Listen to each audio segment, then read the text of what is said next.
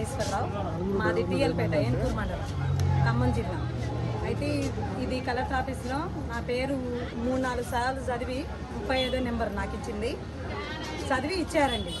తెల్లారే పాటకల్లా మళ్ళీ ఏమైంది, పట్టాలు ఇచ్చే టయానికి నా పేరు రాలేదని చెప్పేసి నా పేరు మీద ఏరే వాళ్ళకి పోయింది. నీకు పొరపాటున ఎట్టయిందో అమ్మ, ఆ టోకెన్ అతనికి ఇచ్చేసాయి, నీకు లేదని చెప్పారు. నేనైతే ఏమన్నంటే, నేనైతే ఈయన టోకెను ఆయన ఎట్ట పంపిస్తారో పంపించుకోండి, నేనైతే ఈ టోకెన్ నేను నా దగ్గర పెట్టుకుంటే తను ఆధార్ కార్డు మీద 35వ నెంబర్ వేసి తను పంపించారు బస్సులో.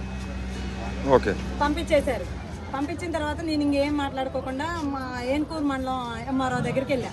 అయితే ఇక్కడ ఏం లేదమ్మా, నువ్వు పోయి కలెక్టర్ ఆఫీస్లో అన్న కలువు, లేదంటే ఖమ్మం ఎంఆర్ఓ ఆఫీస్లో కలువమ్మా అన్నారు. సరేలేని ఎంఆర్ఓ ఆఫీస్కి వెళ్ళికే ఆయన ఏమన్నాడంటే, 4ంటికి లీస్ట్ వస్తుందమ్మా, అందులో నీ పేరు ఉంటుందో ఉండదో చూద్దామన్నారు. ఆ లీస్టు 4 దాకా చూసినామండి. ఆ లీస్ట్ రాలేదు, చదవలేదు. అయితే మళ్ళీ ఏం చేసినంటే, మళ్ళీ అప్లికేషన్ పెట్టేసి నేను ఇంటికి వెళ్ళిన తర్వాత వీళ్ళతో పాటు తిరుగుతున్నాండి. నా పేరైతే రాలేదు. ఇక అంటే ఆ 311 మంది ఎవరికైతే అదే సైట్లో ఇస్తున్నారు, దాంట్లో మీరు ఒకళ్ళు. కానీ నాకు ఇవ్వలేదు. మీరు అడిగినప్పుడు ఏమన్నారు? మీ పేరు ఎందుకు తీసేశారంటే ఏమన్నారు? ఏమీ చెప్పలేదండి, అసలు ఏమీ చెప్పలేదు. నీ పేరు రాలేదు, మాకు తెలియదు, కలెక్టర్ ఆఫీసులో అడుగు లేదా ఎంఆర్ ఆఫీసులో అడుగు అని చెబుతున్నారు. అంతే వాళ్ళు చెప్పేది. ఇంకోటి, ఎవరికైతే మీ టోకెన్ ఇచ్చేసారో ఆయన ఆ గుట్ట మీద ఉండే మనిషేనా? ఉండే మనిషి. ఓకే, ఉండే మనిషే. కాకపోతే ఆయన కొంచెం ఫస్ట్ నుంచి మేము ఉంటున్నాం, చెట్టు పుట్ట నరికిన కానీ మేము ఉంటున్నాం. ఆయన ఒక 2 సంవత్సరాల తర్వాత వచ్చింది. అంటే మీ ప్రకారం దేని వల్ల మీ దగ్గర నుంచి ఆయనకి ఇచ్చారు? అసలు నాకే అర్థం కావట్లేదు. మాకైతే భూమి అయితే లేదు, నాకు అక్కడ ఇల్లు లేదు. మా మరిదిను మా అత్త ఉంటున్నారు ఇంట్లో. నాకైతే అక్కడ ఏమీ లేదు. నా ఆధార్ కార్డు అంతకుముందు కొడితే ఏమీ లేదని వచ్చింది. మొన్న ఇంద్రమ్మ పట్టా వచ్చిన కాడ నుంచి 120 గజాల స్థలం చూపిస్తుంది. 120 గజాల స్థలం నాకు కావాలి. ఎట్టా ఇల్లు కట్టిస్తారో ఏం చేస్తారో నాకు తెలియదు. నా ఆధార్ కార్డు మీద 120 గజాల స్థలం వచ్చింది. అంటే మీ దగ్గర స్థలం లేదు కానీ చూపిస్తుంది అంటున్నారు. అది ఇంద్రమ్మ పట్టా వచ్చిన కాడ నుంచి చూపిస్తుంది. అంతకుముందు అసలు నా పేరు మీద సెంటు లేదు. మీ దగ్గర ఇంద్రమ్మ పట్టా ఉందా ఇప్పుడు? నేను తీసుకోలే, ఎంఆర్ ఆఫీస్ లో ఉంది. నేను తీసుకోలేదు, నాకు వద్దని చెప్పేసి ఎంఆర్ ఆఫీస్ లోనే వదిలిపెట్టి వచ్చా. అంటే మీకు ఏం చెప్పారు? ఈ ఇల్లు కాకుండా ఇంద్రమ్మ పట్టా ఇస్తా అని చెప్పారా? ఇల్లు ఇక్కడ ఖమ్మంలో ఇల్లు కాకుండా మీ ఊర్లో ఇంద్రమ్మ ఇంత ప్లేస్ ఉంది, మా మరిదోళ్ళు కట్టుకోగా రేకులు వేసారు. ఆ రేకులు కూలిపి ఆ రేకుల్లో నన్ను కట్టుకుంటున్నారు. ఎంతో పట్టదు, అది ఒక గదే పట్టింది. ఆ గది దాంట్లో నన్ను కట్టుకోమని చెబుతున్నారు.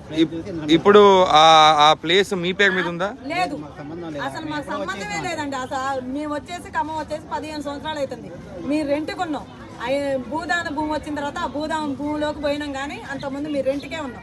మా పెళ్ళి 16 సంవత్సరాలు, మేము అన్ని సంవత్సరాలు బయటకు వచ్చేసి మీరు మమ్మల్ని కాదని ఊళ్ళో ఎంక్వైరీ చేసినా ఖచ్చితంగా ఎవరైనా చెబుతారు.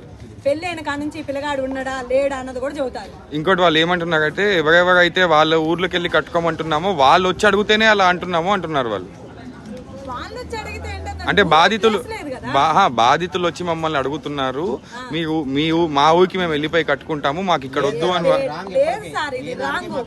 మా ఊర్లో 20 మంది వెళ్ళాము. 20 మందికి కూడా ఇంద్రమ్మ పట్టా ఇచ్చిండు. మేము ఒక్కలం కూడా అక్కడ వద్దనే చెప్పేసినాం, కానీ ఊళ్ళో కావాలని ఒక్కలం కూడా అడగలేదు. ఏడైనా లేదు. అంటే మీరు వద్దంటున్నారు, వాళ్ళు తీసుకోమంటున్నారు, వాళ్ళు ఊరికి వెళ్ళిపోమని మీకు చెప్తున్నారు.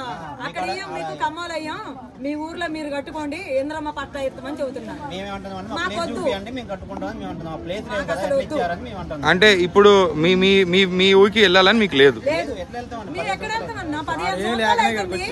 అక్కడ పని లేకనే కాదు మేము ఇక్కడికి వచ్చి బతికేది. మేము అక్కడికి వెళ్ళి ఏం చేయాలి? ఇప్పుడు మీరు ఎక్కడ ఉంటున్నారమ్మా? మేము కానాపురంలో ఉంటున్నాం, చుట్టాల ఇంట్లో ఉంటున్నాం. ఇప్పుడు ప్రస్తుతానికి రూమ్ రెంట్ ఏడా తీసుకోలేదు, అంత కట్టలేం కూడా. ఇప్పుడు కూలికి పోక ఇద్దరం పోవటం లేదు. ఏడ నుంచి తీసుకొచ్చి కట్టే రూమ్ రెంట్ ఇంకా ఆడికిడికి ఖమ్మానికి ఆడికిడికి తిరగడం సరిపోతుంది. అంటే కూల్చినప్పటి నుంచి ఏమన్నా బాధలు పడ్డాక మీకు తిండికి కానీ దేనికైనా మీ పిల్లలు ఎలా ఉన్నారు? మామూలుగా కాదన్న, మామూలుగా కాదు. అంబేద్కర్ భవనంలో ఉన్న కాడ నుంచి మా కష్టాలే మొదలైనవి. అన్నం వాళ్ళు పార్టీ వాళ్ళు పెడితే మేము తిన్నాం, కానీ మేము ఈ రోజు వరకు పోయి పెట్టి వండింది లేదు. అసలు మమ్మల్ని సర్వే పోదామంటే అంబేద్కర్ భవనంలోంచి మమ్మల్ని రానిలేదు. వాళ్ళంతా వాళ్ళు సర్వే చేసుకొని పోయారు, వాళ్ళే రాసుకున్నారు. వాళ్ళు రాసి మమ్మల్ని గట్టి చేశారు, రోడ్డు పాలు చేశారు. ఇప్పుడు ఇప్పటివరకు మిమ్మల్ని కలెక్టర్ కానీ ఏ అధికారి కానీ కలవలేదు. అసలు మమ్మల్ని కలెక్టర్ ఆఫీస్ పోనీయట్లేదు. పోగానే పోలీసులు బాండ్ అమ్మా బాండి అప్లికేషన్ పెట్టుకోండి, అప్లికేషన్ పెట్టుకొని మీరు బయటికి బాండి 5 బాండ్ అంటున్నారు. ఇదే మమ్మల్ని ఎంఆర్ ఆఫీస్ పోయినా అంతే, ఆర్టీఓ ఆఫీస్ పోయినా అంతే, అప్లికేషన్ అండి ఎంఆర్ ఆఫీస్ లో పెట్టినాం. లేదండి, తల మనిషికి మేము 5గురం అక్క చెల్లెలం. 5గురం అక్క చెల్లెలం మేము. మా నాన్నగారు లేరు, మా అమ్మగారు మనిషికి సంపాదించి ఇంత మనిషికి ఇంత పెట్టింది. అదే ఇక్కడ పాండురంగపురం అండి, పాండురంగపురం రామాలయం దగ్గర ఉన్నాం మేము. అయితే ఇక మాకు 3 ఆడపిల్లలు, ఒక బాబు అండి. ఆ 3 ఆడపిల్లలలో